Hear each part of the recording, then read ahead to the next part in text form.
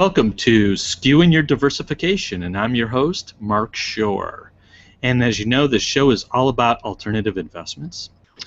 And if you're a regular viewer, you know we often have a word of the day. So today's show is brought to you by the word volatility, or as it's known on the street as vol. So if you're hanging out at parties, you want to sound kind of cool, you can always say, hey, I've been, looking at some vol, analyzing some vol. And so tonight we have two very special guests talking about volatility, VIX, and a lot more. And our guests tonight are Matt Thompson and Mike Thompson from Typhoon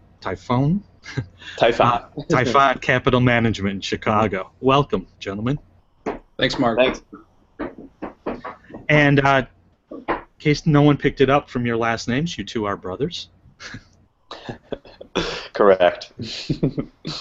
So what I want to do is just kind of give everyone a quick introduction as to who you are. Actually, their backgrounds are very similar, so it makes it really easy. It's almost like reading one person's CV. Matt Thompson and Mike Thompson both have their CFA. They both have BS in economics from the University of Illinois. They've worked in portfolio accounting, analytics, and management for such firms as Northern Trust, InvestNet, Premier Asset Management, Hills Fund Management, William Blair, and on where you are now, Typhoon Capital Management. So it's kind of interesting that the two of you have that you've pretty much worked. Your careers are pretty much tied together. Is there any reason as to how that came about, or?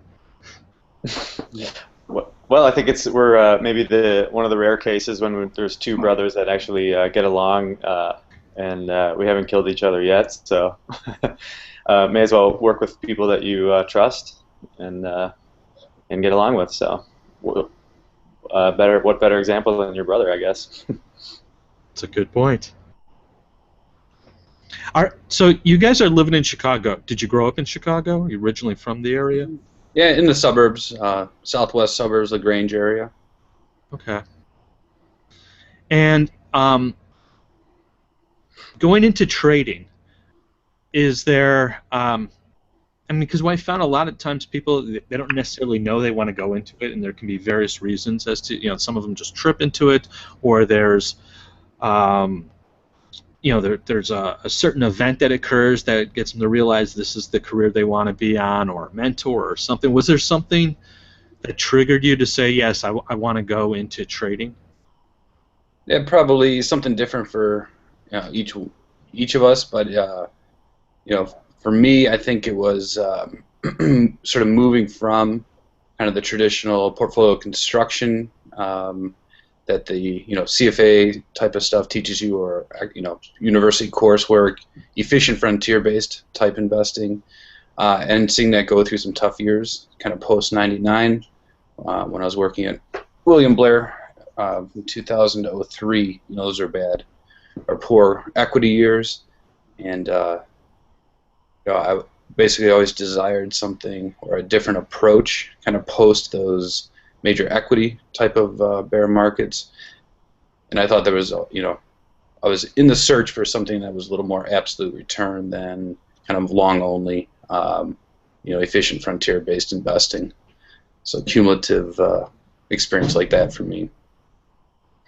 And yeah, I would have a very similar experience. Just watching, the market go up and down and trying to sort of ride through that roller coaster and make clients money. During those times was particularly difficult. Obviously, if everything is going down in the market, the relative return game is the only game in town. If you're just long equities, and so it was more of a drive, not necessarily I want to be a trader. It was more of a drive to how do we make money more consistently, and through our series of jobs, we've kind of gradually been the reins have been loosened in each one of them in terms of our latitude to go out and find return wherever it may be, and that's kind of how we ended up where we are today. We found the space that we think has the best ability to make money in good and bad markets. And it's funny because you talk about the early 2000s, and at that time I was working at Morgan Stanley. I was part of an internal CTA they had, and yeah, volatility, um, you can often say, is the name of the game in this business. Which leads me then to kind of what you guys were saying, is that you were looking for something different, so, areas where you could potentially make profits in different market environments. So with volatility, as you started to find yourself into it, was there something more specific that attracted you to it, and why you're saying that? Because there's a lot of different futures markets too that you can trade. Sure. So is it something specific to volatility? Yeah, I think for both of us, we were trying to develop or look at spaces and develop kind of rules-based, systematic, statistical or quantitative-based trading methodologies. And the volatility space itself is very sort of controlled or bounded by statistics, whereas, if we had set our sights upon trading the corn market or cattle, there's a lot more variables, both fundamental and technical, that can go into those kind of asset-based markets. So, volatility was particularly attractive to us because it is essentially more governed or more ruled by, statistics. Essentially, it is reflection of what has happened, in terms of the trading range of the equity market. And there is a lot less, in volatility, there is a lot less kind of qualitative assessment, I guess, in the pricing of the market. So I think that those characteristics made the volatility market specifically or acutely attractive to what we were looking for.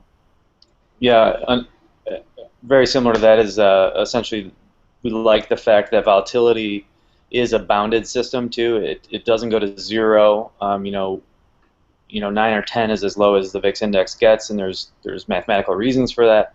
On the high side, it can jump up some pretty high numbers, but there is a bound up there, and that one is a little bit more fundamental in terms of just it's a supply and demand issue in the options market, and over time, the VIX index always just sort of wants to be around 20 over the long term, and so we really like that fact that it's just a market statistic. It's not a index that's a fundamentally driven type of thing that can change dramatically, fundamentally from one decade to the next or from 1 year to the next. Actually, you both hit on a really good point about it being bounded, and as a recovering trader, I guess you might say that I am, that it's actually a very beautiful thing that I like about this market. I write a lot of research for the CBOE about VIX and for Eurex about V stocks, and the one thing that I really enjoy about it is the fact, that there's a bottom and there's a top to it, and it can sit around 10 to 13 at the bottom, maybe go a little bit lower, and then when it kicks up 20, maybe 22, and then unless there's some major event that's coming in, it's probably then going to come right back down.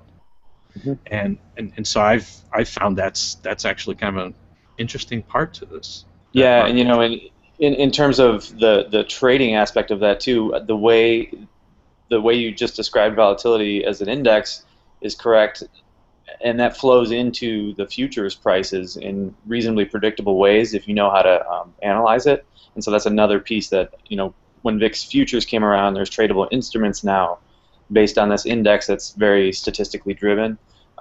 That's a quant sort of dream. There's a lot of relationships to pull out there, and there's a lot of ways to look at that market. Let me ask you, for the viewers who are not very familiar with VIX, if you had to give like the elevator pitch definition as to what it is, how would you explain that?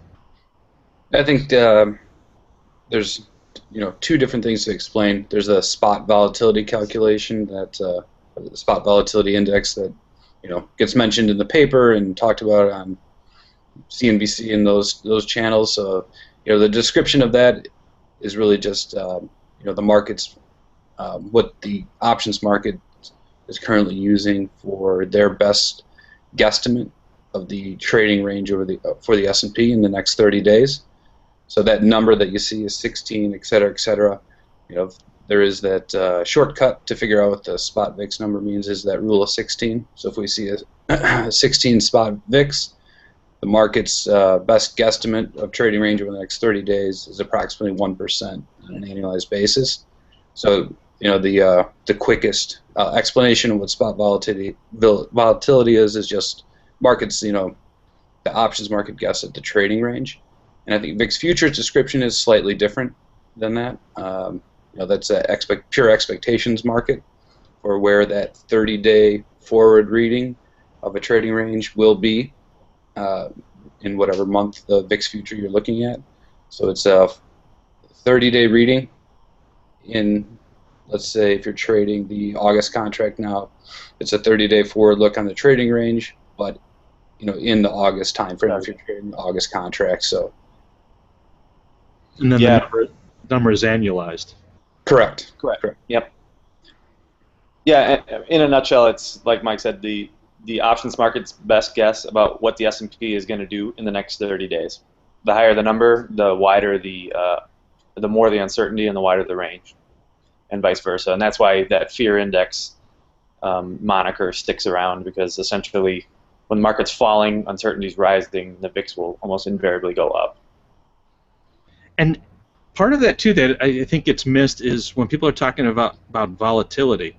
As investors, they're usually talking about the downside volatility, which is really, it comes back to the idea about being the fear index, because there is upside volatility. No one seems to be worried about that.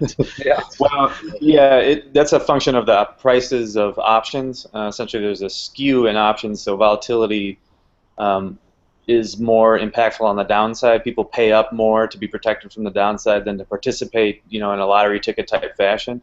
And so when options prices that move the VIX are generally, it's heavily weighted in the put side. So when there's more demand for puts, the VIX will move. Demand for calls does raise the VIX as well. But generally, it's easier to think of a market panic, a selling type panic versus a buying panic, and that's why the downside volatility is really more heavily weighted in the VIX index. Yeah, I think it's a bit of a function of the preponderance of the investment world in equities already owns equities, so there's not as much buying panic in the call option side to protect yourself from a rising market. That's the benefits of a rising market are probably already heavily represented by what you own or what your manager owns for you, etc. Right. We'll say one interesting note, not in our market, but in the Japanese market last year, you did see essentially a buying panic after the pretty aggressive QE program began there. So their volatility futures curve over there looked like the market was crashing. It just happened to be crashing up at the time. We're talking January 2013, February 2013. Their futures curve was backward. That's interesting. I need to take a look at that, because it's kind of a cool little phenomenon that was happening. Yeah, it was very unique, but it didn't last very long. It crashed up for a while and then has since sort of crashed down and leveled off, but it is possible for sure. So with the markets you trade, is it just VIX, or are you trading anything else? For Typhon, we trade solely VIX futures right now. We do trade a little bit of the Eurex VStock stuff on a proprietary basis, and we trade the two in combination on a proprietary basis. So those are we've looked at a little bit, the gold VIX, oil VIX, volumes really aren't there yet in those futures products. And I've done some work on emerging markets VIX. These are all the SIBO futures products that are listed. So there's other markets we're looking at actively. It's just VIX and V stocks. Yeah, and for Typhon, we're solely VIX futures, and then on the prop side, we use VIX options as well, and then options on some of the exchange-listed VIX products. So there's the VXX ETN and similar ETNs, and there are options around those, and so we'll use those on the prop side. With the VIX and the V stocks, are you using them as a spread, or are you trading them individually? Yeah, a little bit of both, actually. Yeah, a little bit of both. We have a spreader model that we actively monitor and use from time to time, and then our kind of core trade in all volatility markets is essentially heavily predicated on the shape of the curve, the futures curve. So the V stocks can trade, as an outright position, doesn't necessarily have to be spread versus U.S. VIX for us. Okay. And speaking of that, with the curve, because there's Contango, which is what these markets tend to be in most of the time, where you have the spot prices lower than the front and the back months, and then backwardation, you get sometimes where the spot is higher. Are you finding strategies to trade off of that, and is there anything you see in the markets because of it? Sure, I think at the beginning or the base of our core strategies, it is all about the shape of the curve. So what we want, what we look for are, the more substantial the steepness of the curve, whether it's backward or contango, we don't mind. The greater our sort of wind at our back for our return drivers will be. I think the volatility itself can be extremely volatile on a day-to-day, week-to-week basis. But really, with spot volatility, where it is now 12 and change, it is, it's back to 06, 07 levels with a lot of intervening things happening in the world. So daily volatility can be high, weekly volatility can be high, but if you actually look at the annual volatility of spot VIX, it really isn't that high. It's just a kind of a reference statistic index. It's not meant to make progress over time like an S&P 500 index is, or another asset-based index. So the return drivers for our product or our style at the end of the day essentially have nothing to do with the level of spot volatility. It's all to do with the curve steepness, whether it's contango or backward. Okay, no, that's interesting. I mean, it's definitely it's an interesting way to play it, because it's not directional in a sense. You're working it off of the curve. Right. In fact, what was it on Thursday when the plane crashed in Ukraine, and everyone was talking about how much the VIX had moved, but percentage-wise it was high, but the actual numbers, it went from about 12 or so, 11, 12, up to about 13, 14. Yep. So still relatively low.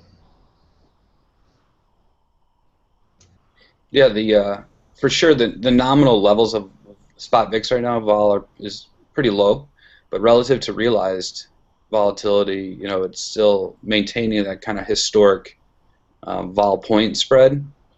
Even a little rich to realized vol. And Matt and I don't necessarily like to look at like the percentage change, what spot VIX has done, because it's almost like saying what the percentage change in the temperature or the weather can be outside.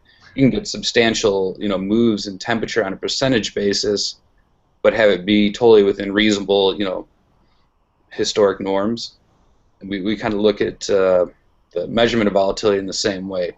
Vol on Thursday, rose 2 or 3 points, totally in line with, sort of geopolitical type of past geopolitical risk-off environments.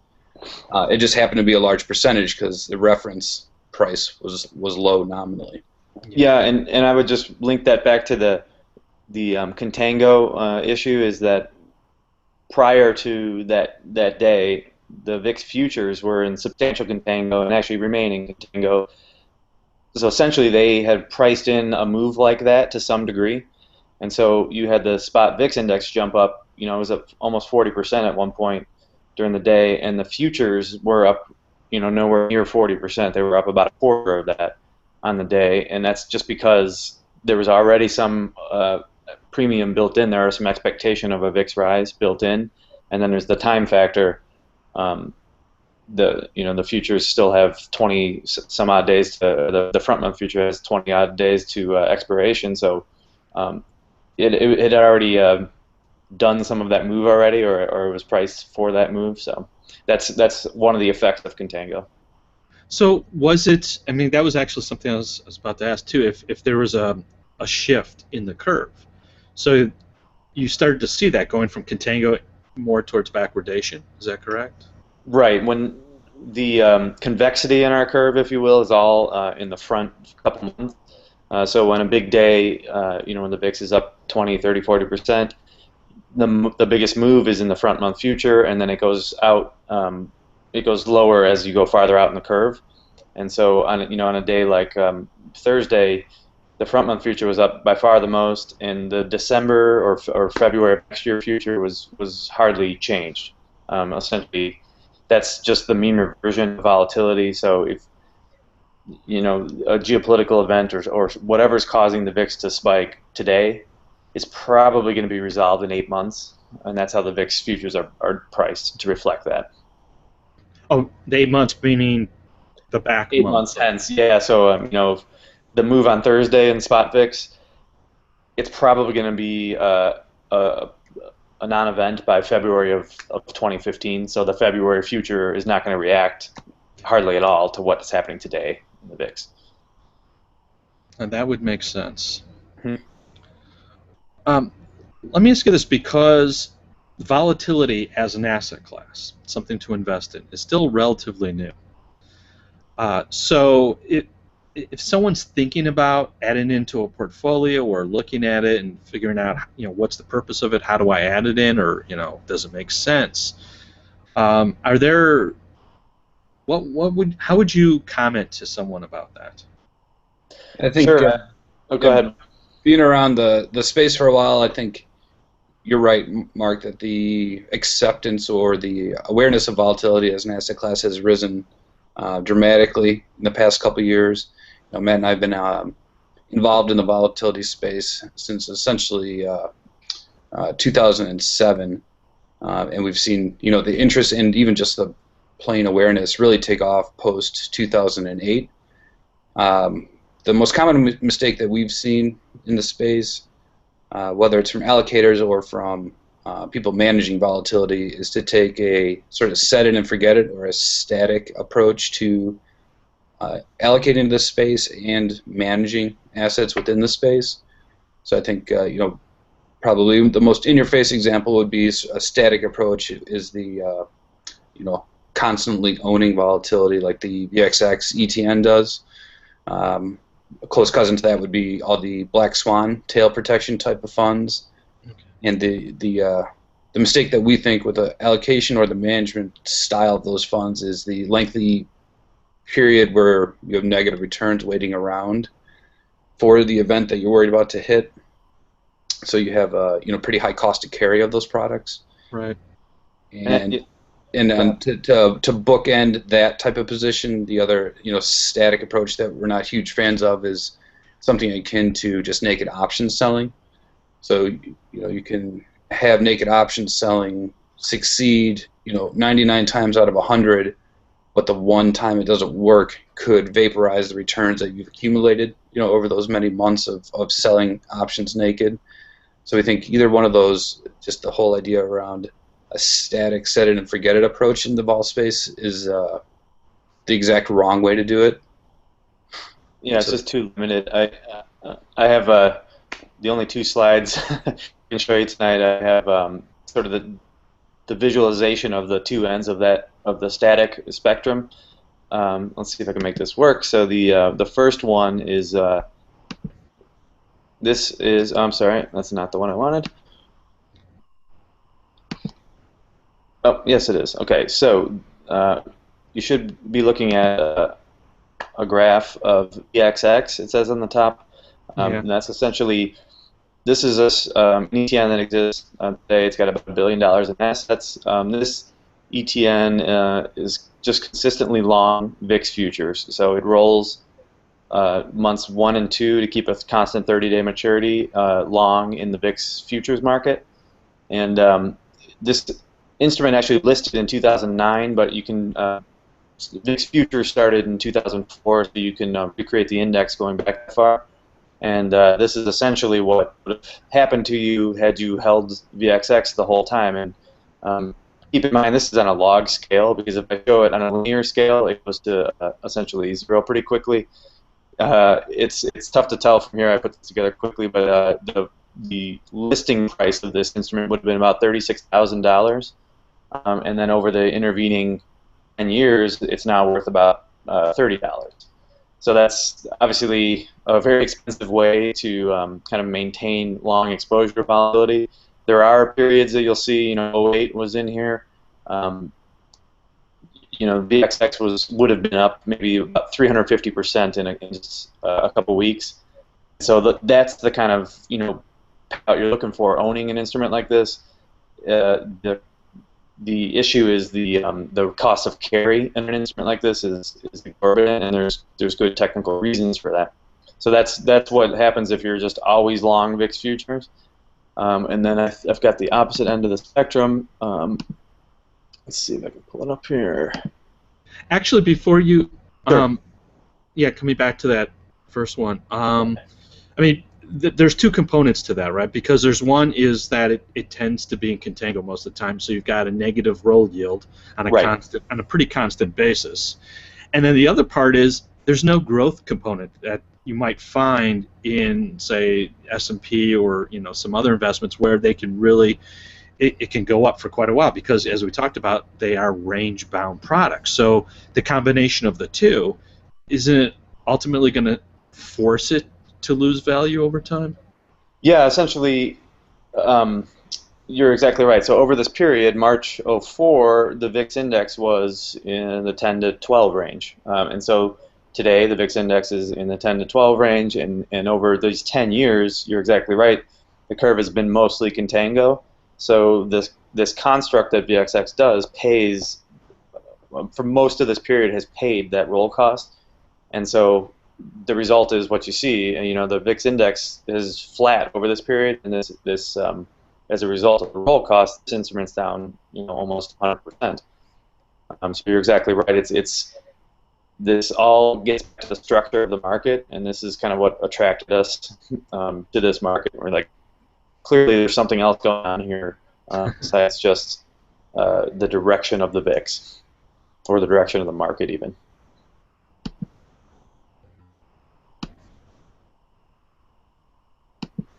Okay, and so that is the long-only static approach, and the short-only, if I can get it.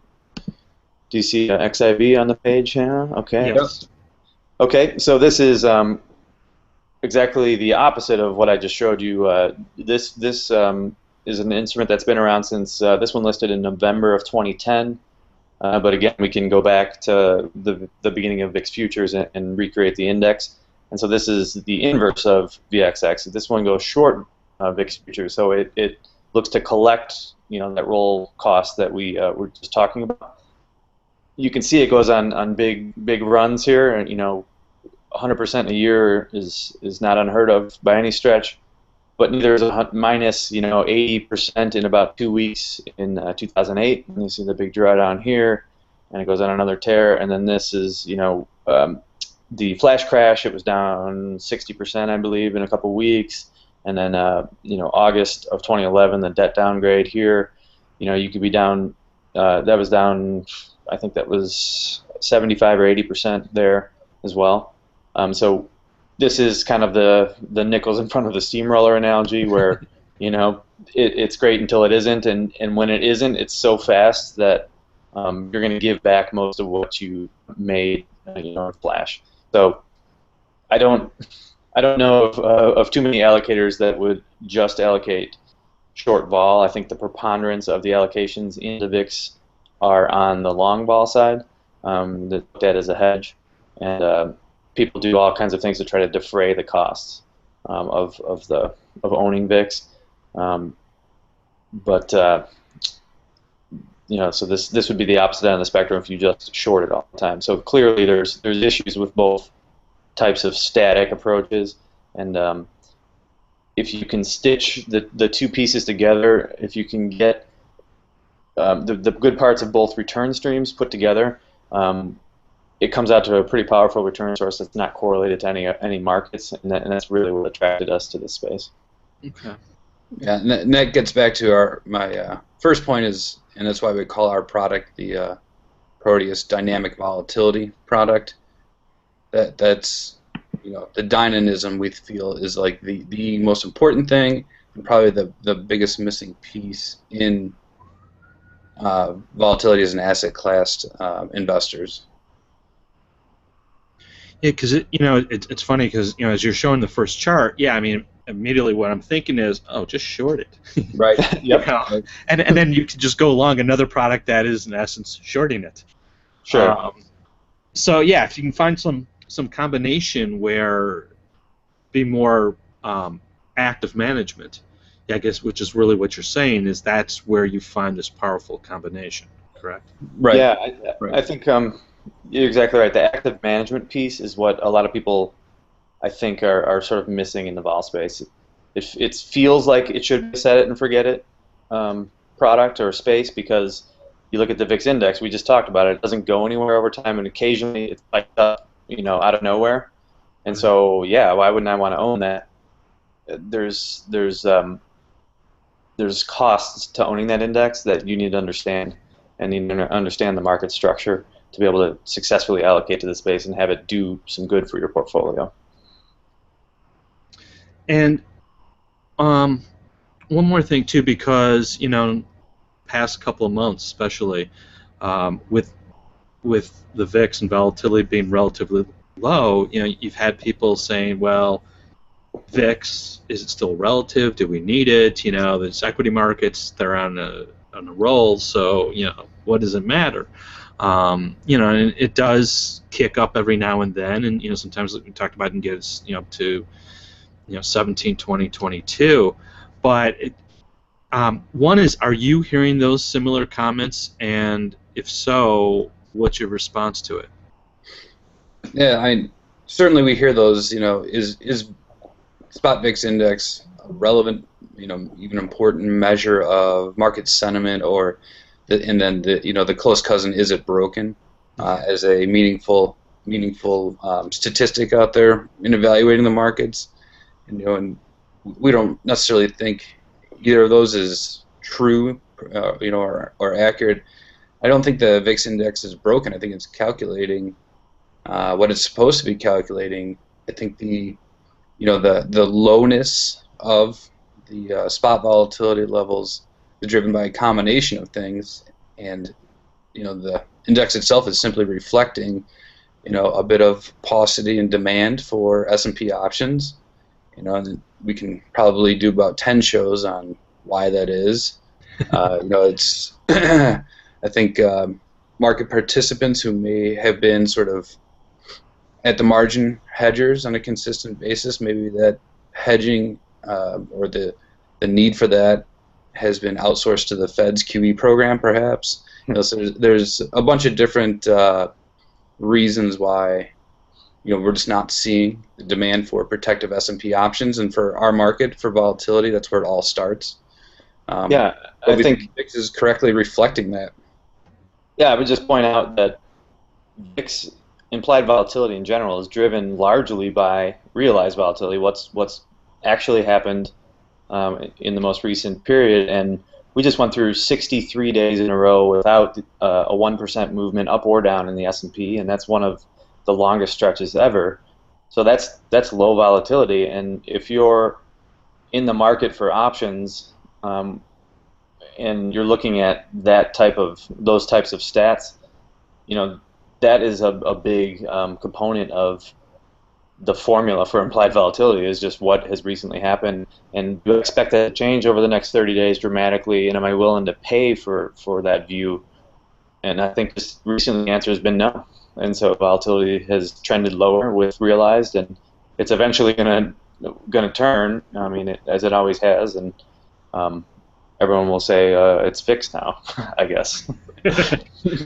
Right. Yeah, I think we mentioned earlier, the spread of realized volatility to VIX is not uncommonly cheap. I think it's kind of right in line with historic norms, maybe even a tad expensive. The VIX futures curve is still pretty steeply contangoed itself, so spot VIX may be low relative to what people were a little bit conditioned to kind of post 2008, but and maybe point to that as complacency, but we're not necessarily seeing complacency in the forward VIX, the VIX futures market, right. Given the steepness of contango and that kind of thing. So I think drawing the conclusion that it's not relevant or a broken index is not wholly accurate in our view. When you say that it might be a little bit expensive, is that meaning because of the curve you're finding it, or is there something else? Yeah, I think two things. The curve is pretty steeply contangoed. The contango did lighten up after the whole Thursday jetliner being downed, but prior to that, the curve was probably a little expensive on average if you're just looking at contango. And the other variable that I mentioned is the spread of 20-day realized to where spot VIX is trading, and that was probably in line to a tad more expensive than normal, that particular spread, and it's probably a function of realized being pretty low, and so it's easy, if you will, to get realized to start rising from here. Yeah, and historically, and averages are what they are, but the average spread between realized and the spot VIX index has been about 4 points. So if 20-day realized volatility in the S&P is running at 6, you ought to see a VIX of 10 roughly. And recently it's been running between 4 and 6, pretty outrageous numbers, and we've been seeing 12s and 13s in spot VIX. So that's, as Mike mentioned, that's relatively expensive on a relative basis. That's the kind of stuff we've been looking at and seeing recently.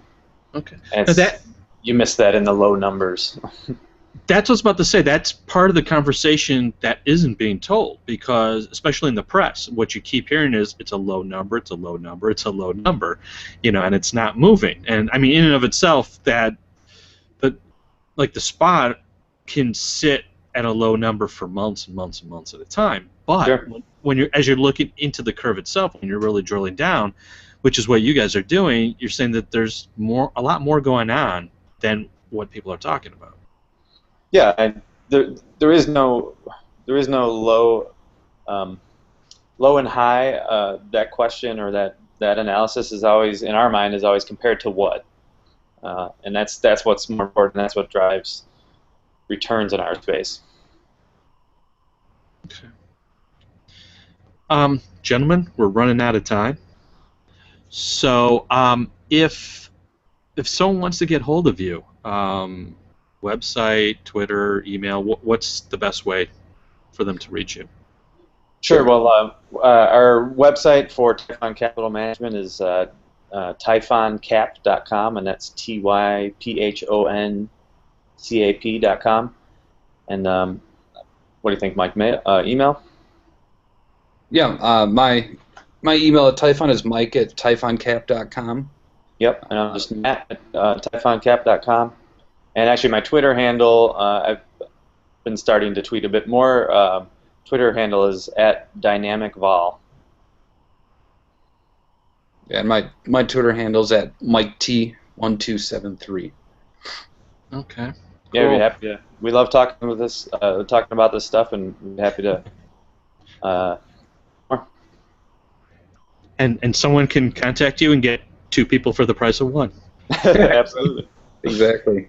And if anyone wants to get hold of me, they can find me on Twitter at ShoreCap, or go to my website, which is shorecapmgmt.com, so that's Shore Capital Management, or they can reach me at email mshore@shorecapmgmt. So, gentlemen, thank you for being on the show. This was really good. It was helpful. I think I learned a few things today. And so, and also for our viewers, always remember that past performance is no guarantee of future results. And until next time, remember to skew your diversification. Bye-bye. Thanks, Mark.